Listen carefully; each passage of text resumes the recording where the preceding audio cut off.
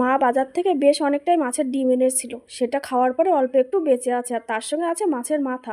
আর এই দুটো মিলিয়ে একটা সবজির কথাই মাথায় আসে, সেটা হলো পুঁইশাক। পুঁইশাক দিয়ে মাছের ডিম আর মাছের মাথা খেতে বেশ ভালো লাগে। আর নিজেদের বাড়িতেই যখন পুঁইশাকটা আছে, তাই মাঠে চলে গেলাম পুঁইশাকটা আনার জন্য।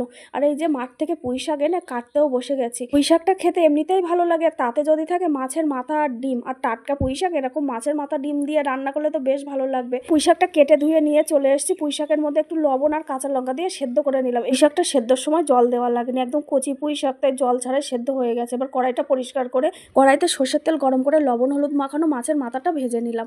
এরপরে শুকনো লঙ্কা তেজপাতা আর একটু পাঁচফোড়ন ফোড়নে দিয়ে রসুনটা ভেজে নিলাম। তারপরে আদা বাটা ভেজে নিলাম। এরপরে মাছের ডিমটা দিয়ে একটু লবণ হলুদ দিয়ে মাছের ডিমটা বেশ লাল করে ভেজে নিলাম। এবার ভাজা মাছের মাথাটা দিয়ে ওর মধ্যে এরপরে মাথাটা ভেঙে দিলাম ভালো করে খুন্তি দিয়ে। মাছের ডিম আর মাথাটা একটু নাড়াচাড়া করে ওর মধ্যে দিয়ে দিলাম সেদ্ধ পুঁইশাকটা। এবার শাকের মধ্যে দিয়ে দিলাম হলুদ গুঁড়ো আর একটু চিনি। লবণটা দেওয়া লাগবে না, সেদ্ধর সময় লবণটা দেওয়া ছিল। মাছে পুঁইশাকটা এবার রান্না করে নিলাম। মাছের মাথা দিয়ে পুঁইশাক দিয়ে একদমই তৈরি।